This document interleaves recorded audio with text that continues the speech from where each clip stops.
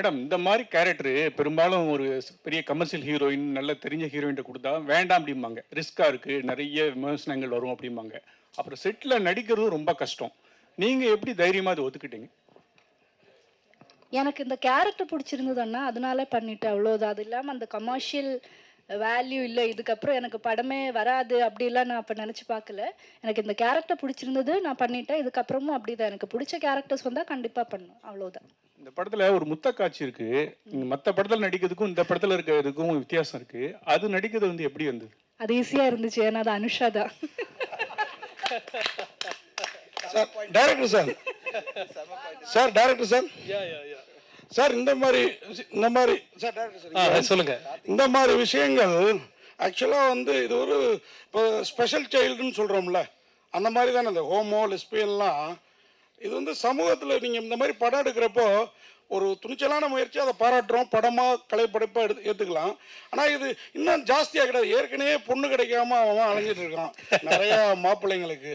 என்ன இந்த மாதிரி விஷயங்களை யாராவது தன்னோட இதுவாக எடுத்துக்கிட்டு அதை ஃபாலோ பண்ணாங்கன்னா? சரி, ஃபர்ஸ்ட் ஆஃப் ஆல் நீங்கள் ஸ்பெஷல் சைல்டு அப்படின்னு சொன்னதை நான் வந்து கண்டிக்கிறேன். அது அந்த ஒரு வார்த்தை பொருந்தாது. எல்லார் மாதிரியும் தான் அவங்கள் அப்படின்ற புரிதல் வரணுன்றதுக்காக தான் இந்த படம் எடுத்திருக்கேன் ஆக்சுவலாக. ஸோ டெஃபினட்டாக நீங்கள் ஃபர்ஸ்ட் டே ஃபர்ஸ்ட் ஷோ இந்த படம் பார்க்கணுன்னு நான் கேட்டுக்கிறேன். நீங்கள் கேட்ட அந்த கேள்விக்கான எல்லா பதிலும் அந்த படத்தில் இருக்கும். அப்படி கிடைக்கலன்னா நம்ம டெஃபினட்டாக உரையாடலாம். ஓகேங்களா? Thank you sir. 2020 sir Karthik sir, நீங்க கேட்ட கேள்வி வந்து வினித் சாருடைய கேரக்டர் மூலமா இருக்கு படத்துல. படம் பாருங்க, 11ஆம் தேதி அவரு பதில் சொல்லி அவர் கேட்டிருப்பாரு, அதுக்கு பதிலும் சொல்லியிருப்பாங்க சார். 2000 கண்டிப்பா கிடைக்கும் அவரு. ஏன்னா வினித் சாரை வந்து நானும் அவர் சொன்ன மாதிரி சின்ன நான் அவர் ஏஜ்ல ரசித்தேன், அதனால எங்களுக்கு பதில் கரெக்டாக இருக்கும்னு நினைக்கிறேன். கண்டிப்பா கண்டிப்பா பாருங்க, வினித் சார் கேட்டிருப்பாரு. Thank you sir. டாக்டர் சார், 2023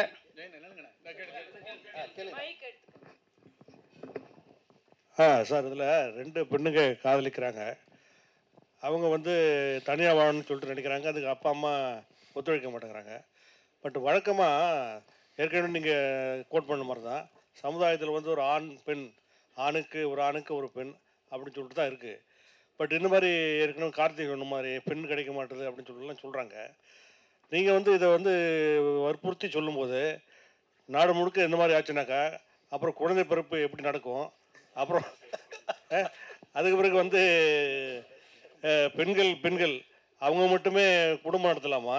இந்த மாதிரி கேள்வியெல்லாம் இருக்குது. இதுக்கெல்லாம் நீங்கள் என்ன விட சொல்ல போகிறீங்க படத்தில்? எனக்கு ஆக்சுவலி ரொம்ப சந்தோஷமாக இருக்குங்க, ரொம்ப சந்தோஷமாக இருக்குது. முதல் அந்த சார் கேட்ட கேள்வியாக இருந்தாலும், கார்த்திக் சார் கேட்ட கேள்வியாக இருந்தாலும் சரி, சார் உங்கள் பேர் ஜெயச்சந்திரன் சார், நீங்கள் கேட்ட கேள்விகளாக இருந்தாலும் எனக்கு ரொம்ப சந்தோஷமாக இருக்குது. ஏன்னா நான் அந்த எல்லா கேள்விக்குமே இதில் ஒரு கதாபாத்திரங்கள் அது ஆன்சர் பண்ணுது. உங்களோட அந்த ஆதங்களும் அந்த கேள்விகளும் இந்த படத்தில் இருக்கிற ஒவ்வொரு கேரக்டருக்கு இருக்குது. அது அவங்க என்ன பதில் சொல்கிறாங்கன்றது நீங்கள் படம் பார்த்தா உங்களுக்கு புரியும். நான் இப்போ அதை சொல்லிட்டா நான் படத்தில் இருக்க டைலாக் சொல்கிற மாதிரி இருக்கும். அதனால நான் அவாய்ட் பண்ணுறேன். டெஃபினட்டாக நம்ம இதோட படத்தோட ரிலீஸ் முடிச்சதுக்கப்புறம் நம்ம டெஃபினட்டாக டீட்டெயிலாக பேசுவோம். சார். 2000 சார், நீங்க கேட்ட அதே கேள்வி வினித் சார் அதுலயும் கேட்பாரு. எல்லாரும் ஜெயிச்சதாரு சார். இப்ப வினித் சார் எல்லா கேள்வியும் கேட்டார்.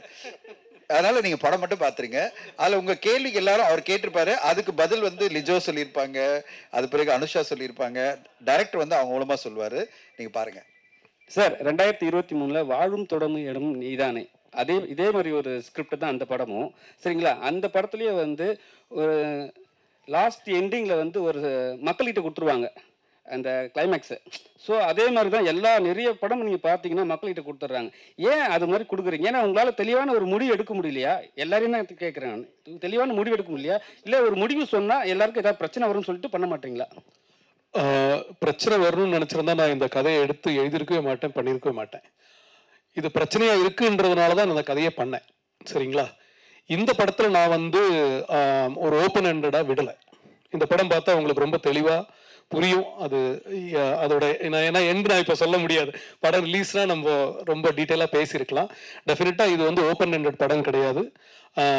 எல்லா கேரக்டருக்கும் அவங்களோட மோட்டிவேஷன்ஸுக்கான எண்டு இந்த படத்தில் இருக்கும். ஒரு ஸ்க்ரீன் பிளே நம்ம அமைக்கும் போது அப்படி தான் இல்லையா? ஒரு கதையை இல்லை ஒரு கதாபாத்திரத்தை எடுத்து அவங்களோட ஒரு பிரச்சனையை அந்த கதை வழியாக நம்ம சால்வ் பண்ணி அவங்களுக்கு ஒரு நிறைவை கொடுப்போம். நிறைவை கொடுக்குறோம் அப்படின்றது என்னன்னா அந்த கதாபாத்திரோட தொடக்கமாக இருக்கும். அது ஒரு கதையோட ஆரம்பம் தான் அதோட எண்ட் ஆக்சுவலா. ஸோ அந்த மாதிரி தான் இந்த படம் இருக்கும். டெஃபினட்டா ஓப்பன் எண்டட் கிடையாது சார். இப்போ லெஸ்பியன் ஸ்டோரினாவே நீங்கள் பார்த்தீங்கன்னா மேரேஜ் பண்ணிக்கிறாங்க சரிங்களா, 1 year 6 months சம்திங் தான் வாழ்றாங்க கூடவே. அதுக்கப்புறம் நிறைய பிரச்சனைகள் சொல்லி அவங்களே பிரிஞ்சிடுறாங்க. ஸோ இவங்களுக்குலாம் வந்து ஒரு சொல்யூஷன் இருக்கும் அந்த படத்தில். ஏன்னா நிறைய பேர் வந்து நிறைய படம் எடுத்துட்டாங்க இதே மாதிரி, ஆனால் கடைசி வரைக்கும் சொல்யூஷன் கொடுக்கவே மாட்டாங்க. இப்போ இருக்கிற லெஸ்பியனுக்கு இந்த படம் வந்து சொல்யூஷன் கொடுக்குமா? நீங்க கேட்குற கொஸ்டின் வந்து ஆக்சுவலி லெஸ்பியன் சார்ந்தது கிடையாது, காதல் சார்ந்தது. காதலிக்கிறவங்க எல்லாரும் சேர்ந்து இருக்கிறாங்களா? இல்லையா? ஆக்சுவலா நல்லா கேட்டுங்க. இதுக்கு காதலுக்கும் லெஸ்பியனுக்கும் நிறைய வித்தியாசம். ஆனா உங்களோட பார்வையில் அது மாதிரி, எங்களோட பார்வையில் இது மாதிரி சரிங்களா. லெஸ்பியன் என்னன்னா அவங்களுக்குள்ள உள்ள வந்து லவ், நீங்க சொல்றீங்க லவ்ன்றீங்க, ஆனா வந்து வெளியே வந்து பேசும்போது சம்திங் பண்ணும்போது டோட்டலாவே அவங்க சண்டை போட்டுக்கிறாங்க. லவ் பண்ணும்போது ஈஸியா இருக்கு, அப்புறம் வந்து மேரேஜ் பண்ண பிறகு கொஞ்சம் கஷ்டப்படுறாங்க. அது கிளீனா வெளியே நம்ம காட்டுறாங்க. ஸோ அதை பத்தி இருக்கா? இது வந்து மேரேஜ் பத்தி எல்லாம் இல்லைங்க. இது வந்து இந்த பர்டிகுலர் ரிலேஷன்ஷிப் பத்தியான புரிதல் தான் இந்த படம். காதல் என்பது பொதுவிடமே சொல்லியிருக்கோம், யார் வேணா காதலிக்கலாம் அப்படிதான் இந்த படம். நீங்க கேட்குற இந்த கேள்வி வந்து எல்லா ரிலேஷன்ஷிப்லயும் இருக்கு. ஆண் பெண் காதல்லையும் இதே பிரச்சனை இருக்கு. கல்யாணம் பண்றாங்க, லவ் பண்றாங்க, வருஷக்கணக்கு லவ் பண்றாங்க, கல்யாணம் பண்ண அடுத்த நாள் டிவோர்ஸ் ஆகுது, 6 மாசத்துல டிவோர்ஸ் ஆகுது, 25 வருஷம் ஒன்னா இருந்தவங்க டிவோர்ஸ் ஆகுறாங்க. ஸோ இந்த லவ் அண்ட் ஹேட் ரிலேஷன்ஷிப் மனிதருக்குள்ள இருந்துகிட்டே தான் இருக்கு. அப்பதான் வாழ்க்கை முன்னாடி போகும். ஒன்று ஸ்டாண்டர்டா நிக்காது இல்லையா? ஸோ இந்த படத்துல வந்து நம்ம அதை பத்தி பேசல. இதுவும் சரிதான், உங்களை மாதிரி நாங்களும் காதலிப்போம், நாங்களும் சண்டை போடுவோம், பிரிவோம், ஒன்னா இருப்போம் அப்படின்னு சொல்லக்கூடிய ஒரு படம் தான் இது. ரோஹிணி மேடம், எந்த காதல்னாலும் ஒரு கட்டத்தில் வந்து கல்யாணத்தில் போய் நிற்கணும். இந்த மாதிரி கோமோசெக்சுவல் வந்து சில நாட்டில் சட்டப்பூர்வமான அனுமதி இருக்குது, நம்ம நாட்டில் சுப்ரீம் கோர்ட் இதிலே வந்து அனுமதி இல்லை. இந்தியா மாதிரி நாட்டுக்கு வந்து இது வந்து மேரேஜ் வந்து லீகலாக வேணும் அப்படின்னு நினைக்கிங்களா இந்த ரிலேஷன்ஷிப்? அதுக்கு தான் வந்து அவங்க போராடிட்டு இருக்காங்க இல்லையா? என்ன வேணும் என்ன வேணாம் அப்படின்றது சொல்றதுக்கான நான் அதுக்கு உண்டான அத்தாரிட்டி கிடையாது. ஆனால் ஒருத்தருக்கும் இருக்கிற உணர்வுகளை மதிக்கணும் அப்படின்றத நான் சொல்கிறேன். அப்புறமா வந்து இதை பார்த்துட்டு இப்படி மாறுவாங்க அப்படின்றது வந்து தவறான ஒரு கருத்துங்க. ஏற்கனவே அந்த மாதிரியான உணர்வுகளோட இருக்கிறவங்க அதை வெளியே சொல்ல முடியாம தவிக்கிறவங்க தான் வந்து இப்போ சொல்லலாம் போல இருக்கு. அது வந்து கம்மிங் அவுட் அப்படின்னு சொல்லுவாங்க இங்கிலீஷ்ல. கம்மிங் அவுட் அப்படின்ற இடத்துக்கு போகலாம் போல இருக்கு அப்படின்ற ஒரு தைரியம் வேணும்னா நம்ம சமூகம் கொடுக்குற இடத்துக்கு போகும் அப்படின்னு நினைக்கிறேன். தன்யம் சார். மேடம் சார், இப்போ வந்து நீங்களே வந்து இந்த வீக் வந்து 2 படம் 2K கிட்ஸ், அது வந்து லவ் டோம்சிங் 2K 90 சம்திங் போகுது படம். இப்போ வந்து இந்த படம் நீங்கள் லெஸ்பியன். ஆனால் என்னன்னா February 14 ரிலீஸ் பண்ண காரணம் என்ன? முதல்ல ஏன்னா லவ்வர்ஸ் தான் வந்து நிறைய அவஸ்தைப்படுறானுங்க பொண்ணு கிடைக்காம. அண்ணன் சொன்ன மாதிரி பொண்ணு கிடைக்காம அவ்வளவு பேர் அவஸ்தைப்படுறாங்கன்னு நல்லா சொல்றீங்க. ஒன்னே ஒன்று சொல்லிடுறேன். இந்த படம் வந்து நாங்க நவம்பர்ல டிசைட் பண்ணும் போதே அவர் ஒன்னே ஒரு தான் சொன்னாரு.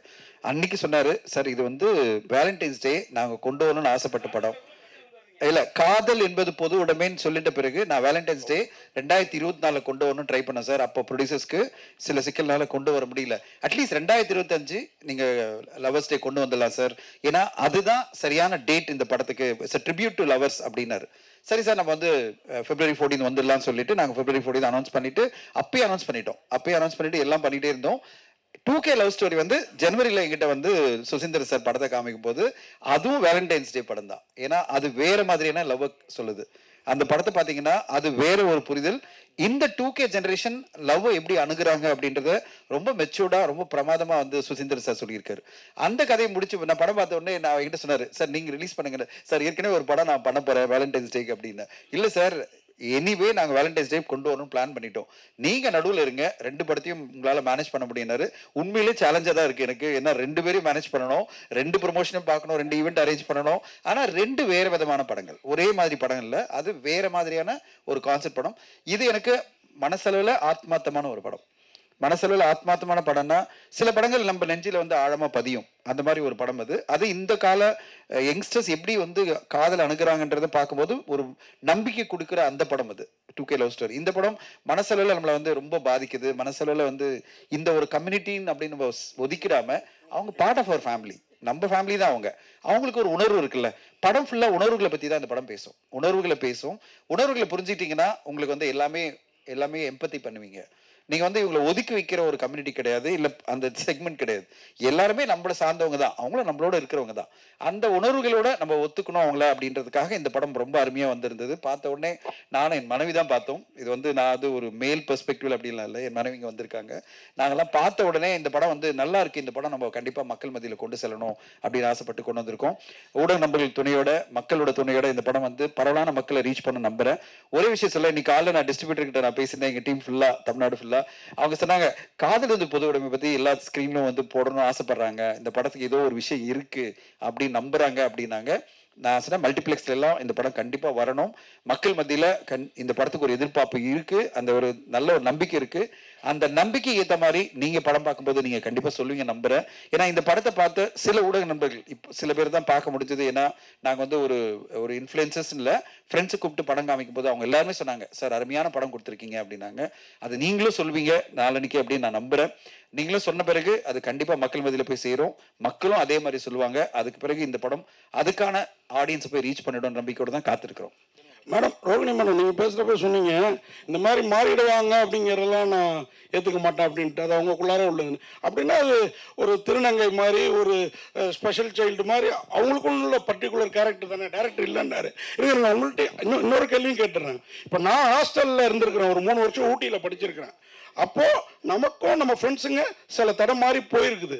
ஆனால் திருப்பி எல்லாருமே இப்போ ஃபேமிலி மேனாக கல்யாணம் பண்ணிட்டு குழந்தை குட்டி பெற்றுட்டு வாழ்ந்துட்டு தான் இருக்கிறாங்க. ஓகேங்களா? இந்த மாதிரி படங்கள் அந்த மாதிரி மாத்துறதுக்கு வாய்ப்பு இல்லையா? நீங்க சொன்னதுனால சொல்றேன், இவருக்கும் அதே கேள்வி தான் கேட்குறேன். ஏன்னா என்கிட்ட ஒரு ஸ்பெஷல் சைல்டு பையன் இருக்கிறான். ஹரிதாஸ் பார்த்த பிறகு இவனை எப்படா வளர்க்க போறேங்கிற பயம் இருந்தது, இப்போ வளர்த்துக்கிட்டு இருக்கான் நல்லாவே. ஸோ அந்த மாதிரி இந்த மாதிரி பசங்களை வச்சிருக்க பேரண்ட்ஸுக்கு இந்த படம் ஒரு ஆறுதலா, இந்த மாதிரி இருந்தாலும் ஏற்றுக்கோங்க அப்படிங்கிற முடிவை தருமா, அதையும் கேட்குறேன். ஸோ பேசிக்கலி இது வந்து ஃபேமிலிஸ்க்கான ஒரு படம் தான். நீங்கள் சொல்கிற மாதிரி ஸ்பெஷல் சைல்டுன்னு அந்த கேட்டகரிக்கும் இதுக்கும் சம்பந்தம் இல்லை, பொருத்தமான வார்த்தை இல்லை அது அப்படின்னு அது புரிய வைக்கிறதுக்கு தான் பேசுறது. இன்னொரு விஷயம் என்னென்னா வந்து எக்ஸ்பெரிமெண்டிங் அப்படின்ற இடத்துக்கு இல்லை. ஆக்சுவலி உணர்வு ரீதியாகவே அவங்களுக்கு வந்து ஒரு சில பேருக்கு இருக்கிற தெரிவுகள், அதாவது தேர்வு அப்படின்னு வரும்போது அதை நம்ம என்ன மாதிரி பார்க்குறோம், நம்ம அப்படின்றது வந்து நமக்கு அது பழக்கப்படாததுனால, நமக்கு தெரியாததுனால எப்படி பார்க்குறோம். நம்ம வந்து சொசைட்டி வந்து இப்படி ஒதுக்கி வச்சுட்டு, இல்லைன்னா அவங்கள வந்து அவமானப்படுத்துகிற மாதிரி, அவங்கள வந்து ரொம்ப தரக்குறைவா பேசுகிற மாதிரி பண்ணுறதுனால நிறைய பேர் பயந்துக்கிட்டு இதை பற்றி பேசாமல் இருக்கிறவங்க தான் இப்போ பேசலான்னு வெளியே பேசுவாங்கன்னு சொல்கிறது. யாருமே வந்து இப்போ ஒரு கருப்பாக இருக்கிறவங்க கருப்பாக தான் இருக்காங்க இல்லையா, அந்த மாதிரி தான் இது. நீங்கள் எப்படி பிறந்திருக்கீங்களோ அதை நீங்கள் ஏற்றுக்கணும் அப்படின்றத பற்றி தான் பேசுறது தவிர, எப்படியோ பிறந்திருக்கோம் ஆனால் இதை பார்த்துட்டு மாறிடுவாங்க அப்படின்றது சரியான புரிதல் கிடையாது அப்படின்னு சொல்றதுக்கு தான் நான் சொன்னேன். டைரக்டர் சார், அதுதான் டைரக்டர் சார், இந்த பாட்டு வரி வந்து காதல் என்பது பொதுவோட வந்து பாலதேவன ரோஜாக்கள் ராஜா சார் உள்ளது, எங்கேயாவது உள்ள வருதா? பெர்மிஷன் வாங்கி பயன்படுத்திருக்கீங்களா? ரீமிக்ஸ் மாதிரி ஏதாவது வருதா? ப்ரமோல மட்டும்தான் இருக்கு, படத்துல அந்த பாட்டை யூஸ் பண்ணல. ப்ரமோக்கு பர்மிஷன் கொடுத்தாங்க.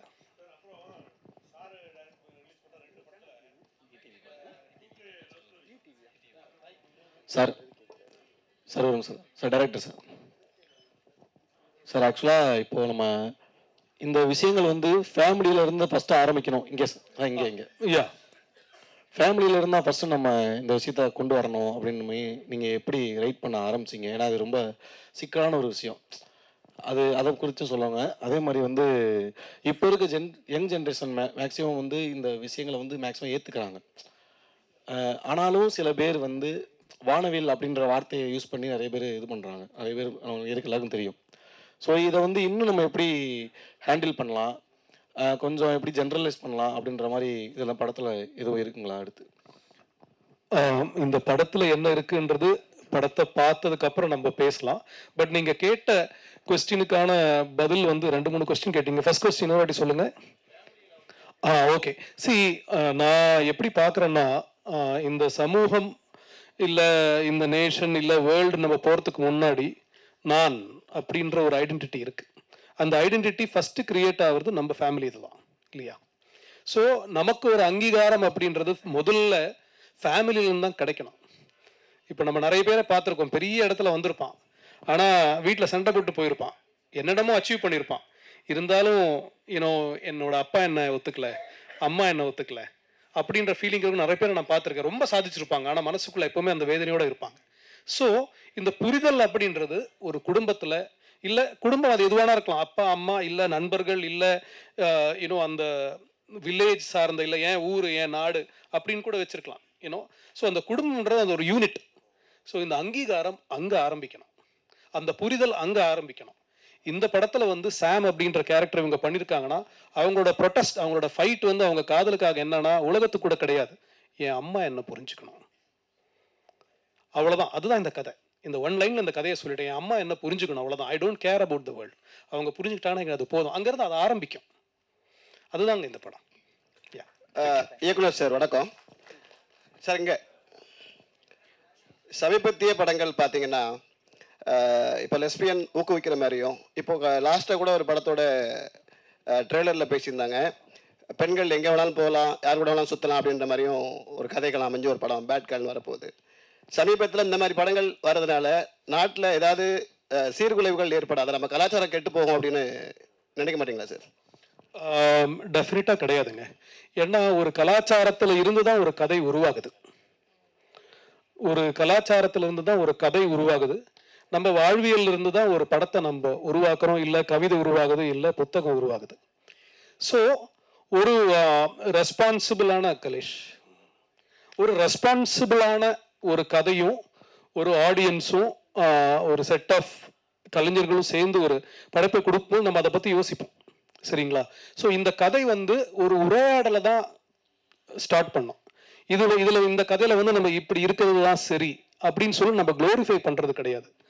இந்த கேள்வியை நான் வந்து நீங்கள் என்கிட்ட கேட்டது சந்தோஷம், அதுக்கு ஆன்சர் பண்ணிட்டேன். பட் இந்த கேள்வியை நம்ம வந்து நிறைய வயலன்ஸை, இப்போ நம்ம என்டர்டெயின்மெண்ட் சொல்கிறோம் இல்லையா, நிறைய வயலன்ஸை க்ளோரிஃபை பண்ணுற படங்களை வந்து, அது மீன்ஸ் அது கரெக்டு, அது வந்து ஹீரோயிசம் அப்படின்னு சொல்லி கொண்டாடுற ஒரு நிறைய படங்கள் இருக்குது.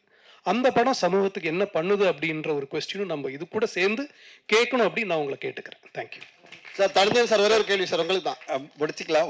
ஒரே ஒரு செகண்ட் சொல்லிடுறேன். சார் கேட்டதுக்காக சொல்கிறேன். சார் எவ்வளோ அழகாக சொன்னார் பாருங்க. வயலண்டான பல படங்கள் பார்க்குறோம், ஒரு ஹீரோ வந்து 100 பேரை கொலை பண்ணுறது, கத்தியில குத்தி ரத்தமாக கொல்றதெல்லாம் பார்க்குறோம். அது சமுதாயத்தை பாதிக்காத போது இது உணர்வுபூர்வமாக ஒரு பெண் இன்னொரு பெண்ணை நேசிக்கிறா, என் சின்ன வயசுலேருந்தே இதுதான் என்னுடைய அன்பு அப்படின்னு சொல்றது வந்து அந்த பெண்ணுடைய உணர்வு. அது எல்லா பெண்களுக்கும் இது வரணும்னு அவசியம் இல்லை, எல்லா பெண்களும் அப்படிலாம் கிடையாது. அப்படிப்பட்ட ஒரு பெண்ணுக்கு நம்ம ஆதரவு கொடுக்கணும் உணர்வுபூர்வமா அப்படின்றதா இந்த கதை சொல்ல வருது தவிர, உலகத்துல எல்லா பெண்களும் இப்படி இருக்கணும் நம்ம சொல்லலை, இதை என்கரேஜும் பண்ணல. இன்ஃபேக்ட் வினீத் சார் கேரக்டர் மூலமா, ரோஹிணி மேம் கேரக்டர் மூலமா பல கேள்விகள், உங்களுக்கு இருக்க எல்லா கேள்விகளுக்கும் அந்த கேரக்டர்ஸ் பதில் சொல்லும். எது லிஜோமல் கேரக்டர், அதாவது அந்த சாம் என்ற கேரக்டரும் அனுஷா வந்து கேரக்டர் நந்தினி கேரக்டர்லையும் அவங்க பதில் சொல்லுவாங்க. கடைசியில் உணர்வுபூர்வமா புரிய வைப்பாங்க ஆடியன்ஸ்க்கு, இது எங்களுடைய உணர்வுகள், இந்த உணர்வுகளை நீங்கள் ஏற்றுக்கணும் அப்படின்ற மாதிரி அவங்க சொல்கிறாங்க. இந்த இது வந்து ஒரே ஒன்று சொல்லிடுறேன் ஊடக நண்பர்களுக்கு, நாங்கள் வந்து சென்சர் போகும்போது நீங்கள் கிட்ட மாதிரி தான் முதல்ல சென்சர் நாங்கள் போகிறோம், அதுலேருந்து ஒரு அப்ஜெக்ஷன் வந்துட்டே இருந்தது. அதில் ஒருத்தர் வந்து ரொம்ப அப்ஜெக்ட் பண்ணிட்டே இருந்தாங்க, இது சர்டிஃபிகேட் கொடுக்கணும் படம், ஏன்னா இது வந்து ஒரு குறிப்பிட்ட சமுதாயத்தை மட்டும்தான் இது வந்து ஏற்றுக்க முடியும் அப்படின்னு சொல்லும்போது, நானும் டைரக்டர் உட்கார்ந்துருக்கோம், நாங்கள் பிடிவாதமாக சொன்னோம் இது எல்லா தரப்புக்குமான ஒரு படம், எல்லா குடும்பங்களும் பார்க்கணும், அதனால் நாங்கள் ரிவைசிங் கமிட்டி போகிறோம் அப்படின்னு சொன்னோம். ரீஜனல் ஆஃபீஸர் சொன்னார், சரி ரிவைசிங் கமிட்டி போங்க அப்படின்னாங்க. இன்ஃபேக்ட் எங்களுக்கு என்ன சொன்னாங்க, அடல்ட்ஸ் சர்டிஃபிகேட் கொடுத்து பல கட்ஸ் கொடுக்குறேன் அப்படின்னாங்க. நாங்கள் என்ன சொன்னோம், இல்லை இதில் எங்களுக்கு இதை ஏற்றுக்கொள்ள முடியாதுன்னா ரிவைசிங் கமிட்டி போகலாம். நாங்கள் ரிவைசிங் கமிட்டியில் 10 பேர் பார்த்தாங்க, 6 பேர் பெண்கள், ஒரு ஒப்பனாசில் 6 பேர் பெண்கள், 4 பேர் ஆண்கள். படம் பார்த்து முடிச்ச உடனே 6 பேருமே குடும்பஸ்தர்கள். ஒரு உப்பனா சொல்லிடுறேன், குடும்பஸ்தர்கள்னா குடும்பம், அவங்களுக்கு குழந்தைகள் இருக்கு, எல்லாருமே நான் பார்த்த உடனே உள்ள போகும்போது தான், ஓ இவங்கெல்லாம் வந்திருக்காங்களா, அதாவது முக்கியமான ஆளுமைகள்லாம் வந்திருக்காங்க. ஏன்னா ரீஜனல் ஆஃபீஸர் முக்கியமான ஆளுமைகளை கூப்பிட்டுருக்காங்க, ஏன்னா இது ஒரு சென்சிட்டிவான படம், நீங்க வந்து பாருங்க அப்படின்னு ரிவைசிங் கமிட்டியில. அந்த ரிவைசிங் கமிட்டி உள்ள கூப்பிட்ட உடனே நம்ப மாட்டீங்க, நான் எக்ஸாசரேட்டே பண்ணல, உள்ள போன உடனே UA 16+ நோ கட்ஸ், படத்தை ரிலீஸ் பண்ணுங்க, சூப்பரா பண்ணிருக்கீங்க நாங்க. இதை விட எங்களுக்கு என்ன ஒரு அங்கீகாரம் வேணும்? அவங்க என்ன சொன்னாங்க, நான் நினைச்ச UA, நாங்க கேட்டது UA, அதுல ஏதோ கட்ஸ் கொடுக்க போறாங்கன்னா ஒரு கட்ஸும் கிடையாது, நாங்கள் அவ்வளோ ரசித்தோம் இந்த படத்தை. இவ்வளோ மெச்சூரிட்டியான ஒரு படத்தை கொடுத்துருக்கீங்க. எல்லா ஃபேமிலியும் பார்க்க வேண்டிய படம். இது எதுக்கு ஏ சர்டிஃபிகேட்டு? யூஏ தான். நீங்கள் படத்தை கொண்டு போங்க, ரிலீஸ் பண்ணுங்க அப்படின்னு உடனே எழுந்துங்க போங்க அப்படின்னாங்களா. நாங்களாம் அப்படியே பிரமிப்பாக உட்காந்து பார்த்துட்டு இருந்தோம். 4 பேரும் அப்படியே எழுந்து வந்தோம். கண்டிப்பாக அந்த உணர்வுபூர்வமாக இந்த படத்தில் நீங்கள் மட்டும் கொஞ்சம் ஒன்றிட்டீங்கன்னா அந்த ப்ரெஷ் ஷோவில் அப்படி முடியும் போது நீங்களும் இதே வார்த்தை அந்த சென்சர் ஆஃபீஸரில் இருந்த எல்லா போர்டும் சொன்ன மாதிரி எங்களுக்கு அந்த அங்கீகாரம் கொடுப்பீங்கன்னு நம்பிக்கையோட காத்திருக்கிறோம். வெகு விரைவில் உங்களுக்கு படத்தை காமிக்கிறோம். சார் உங்களுக்கு கடைசியாக ஒரு கேள்வி சார், உங்களுக்கு மட்டும்தான் சார். லாஸ்டா 2K கிட்ஸ் நம்ம ஆடியோ அது படம் வேண்டாம். இந்த படத்தை பத்தி பேசுவோம். பேசல சார், அதை பத்தி பேசல. நீங்க ஒரு क्वेश्चन வச்சீங்க சார், படம் வெளியாகிற படங்கள்ல 93% ஃபிளாப் ஆகுது, 3% தான் ஹிட் ஆகுது அப்படின்னு சொல்லி 7% தான் ஹிட் ஆகுதுன்னு சொல்லியிருந்தீங்க. இது எங்களுடைய கேள்வி என்னன்னு கேட்டீங்க அப்படின்னா, எல்லாருமே ஒவ்வொரு மேடையிலையும் சொல்றாங்க படம் தொடர்ந்து ஃபிளாப் ஆகுது, ஓட மாட்டேங்குது, லாஸ் ஆகுது, எல்லாரும் சொல்றாங்க. எல்லாருக்கும் இந்த ஆதங்கம் எங்களுக்கும் இருக்கு. நான் என்ன கேட்கறேன்னு கேட்டீங்கன்னா, ஒரு படம் நம்ம மேக்கிங் பண்றதுக்கு ஒரு 50 கோடி செலவாகுது அப்படின்னா 250 கோடி ஒரு ஹீரோ ஹீரோயின் சம்பளத்தை திணிக்கும் போது அது லாஸ் ஆகுது. நம்ம யாருமே அதை யோசிக்கிறது இல்லை. என்ன பட தயாரிப்பாளரும் சரி, இயக்குனரும் சரி, யாரும் யோசிக்கிறல. ஒருத்தவங்களோட கால் சீட் வேணும் அப்படின்றதுக்காக 150 கோடிக்கு நடிச்சிட்டு இருந்தவங்கள 250 கோடி கொடுத்து புக் பண்றாங்கல்ல. இப்போ லாஸ் எதனால சார் வருது? இந்த பெரிய நடிகர் நடித்த படங்களில் ஒரே ஒரு புரிதல், நான் தனியாக ஒரு ஒர்க் ஷாப்பே உங்களுக்கு பண்ணிடுறேன். ஏன்னா அதெல்லாம் நான் பண்ணிட்டு இருக்கிற ஆள் தான். பெரிய நடிகர் நடித்த படங்களில் 70% 80% ரெவன்யூ வந்து அதர் ரெவன்யூலேயே உங்களுக்கு வந்துடும். எதனால் அவ்வளோ சம்பளம் கொடுக்குறாங்கன்னா, ஒரு டிஜிட்டல் வந்து அவ்வளோ விலை கொடுத்து வாங்க ரெடியாக இருக்காங்க, சேட்டலைட் வாங்க ரெடியாக இருக்காங்க, மியூசிக் வாங்க ரெடியாக இருக்காங்க. ஆனால் அதே ஒரு சின்ன படமாக வரும்போது எல்லாரும் சொல்கிற ஒரே வார்த்தை என்ன தெரியுமா சார்? ஊடகங்கள் என்ன சொல்லுது, ஆடியன்ஸ் என்ன சொல்கிறாங்க, அது பிறகு வாங்குறேன்றாங்க. வினித் சார், எந்த அளவு அதாவது நாங்கள் எப்படி ஒரு சின்ன படம் எடுத்த எல்லா தயாரிப்பாளரும் நம்பி இருக்கிறது எது தெரியுமா? உங்களையும் ஆடியன்ஸை தான் நம்பி இருக்கும். அவங்க நல்லா இருக்கு சொன்னாதான் சேட்டலைட் வந்து வாங்குவாங்க, டிஜிட்டல் வாங்குவாங்க. பெரிய நடிகர் நடிச்ச படம் தான் எல்லாத்தையும் வந்து முதலே வாங்கிடுவாங்க. அதனால அவங்களுக்கு எந்த பயமும் இல்லை. அதனால அந்த படத்தோட கம்பேர் பண்ணாதீங்க. நாங்கெல்லாம் வந்து எதிர்பார்த்துட்டு இருக்கிறது உங்க மாதிரி இந்த மாதிரி படங்களுக்கு உங்களுடைய ஆதரவு தான்.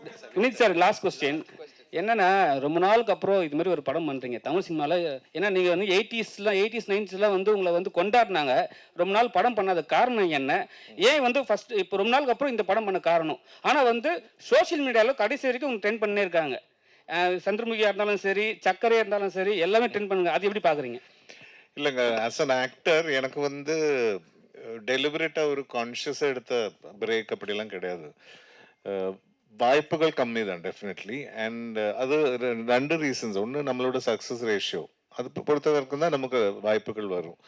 எனக்கு ஆனால் பர்சனல் நோட், எனக்கு வந்து அந்த கேரக்டர் சேலஞ்சிங்காக இருக்கணும், என்னால் ஏதாவது கான்ட்ரிபியூட் பண்ண முடியணும். அப்படி இருக்கிறது தான் நான், especially after the point of time, இப்போ at this point of my career, at this age, this is the time to explore different characters. So அதனால டைம் எடுத்து இப்போ வர்ற எல்லா ரோலும் பண்ணாமல், இப்போ மலையாளத்தில் நான் பண்ணிட்டு இருக்கேன் நிறைய படங்கள், தமிழ் ஆல்சோ வரும்போது இந்த மாதிரி தான் ரேராக வருது. ஸோ அதுதான் உண்மை ஆக்சுவலி. அதனால நான் டெலிபரேட்டாக பிரேக்கு அப்படிலாம் இல்லை. அஃப்கோர்ஸ் மை டான்சிங் ப்ரொஃபஷன், என்னோட டான்ஸ் ஸ்கூல் அதெல்லாம் ஒரு சைடில் வேற போயிட்டு இருக்கு.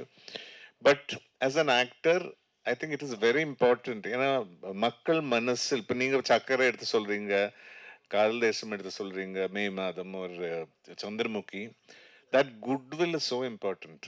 நம்ம என்ன பெர்ஃபார்ம் பண்ணியிருக்கோம் அது எப்போ அது மனசில் இருக்கும் மக்களுக்கு. இப்போ இன்னைக்கும் எங்கிட்ட இப்போ மோர் தென் 33 இயர்ஸ் அவரும் பற்றி இன்னைக்கும் நான் ஒரு கேபில் ஏறினா அந்த படத்தை பற்றி அந்த கேரக்டர் பற்றியும் மக்கள் எங்கிட்ட பேசுறேன்னா, it is because of that craft, அந்த டைரக்டரோட, அந்த ரைட்டரோட, இளையராஜா சாரோட மியூசிக், அந்த டீமோட ஒர்க். ஸோ அந்த மாதிரி டீமில் அந்த மாதிரி ஒரு வாய்ப்பு வரும்போது தான் பண்ணணுன்றது என்னோட ஒரு பேசிக் பாலிசி. அப்போதான் மக்கள் மனதில் நம்ம இருக்கும். ஸோ அதனால ஆஃப்டர் லாங் டைம் எனக்கு இந்த மாதிரி, of course I've done in between படங்கள் பண்ணிட்டு இருந்தேன். JP when he sent the script I was so fascinated. ஏன்னா அந்த ஏஜுக்கு ஏற்ற மாதிரி நான் இதுவரை பெர்ஃபார்ம் பண்ணாத மாதிரி.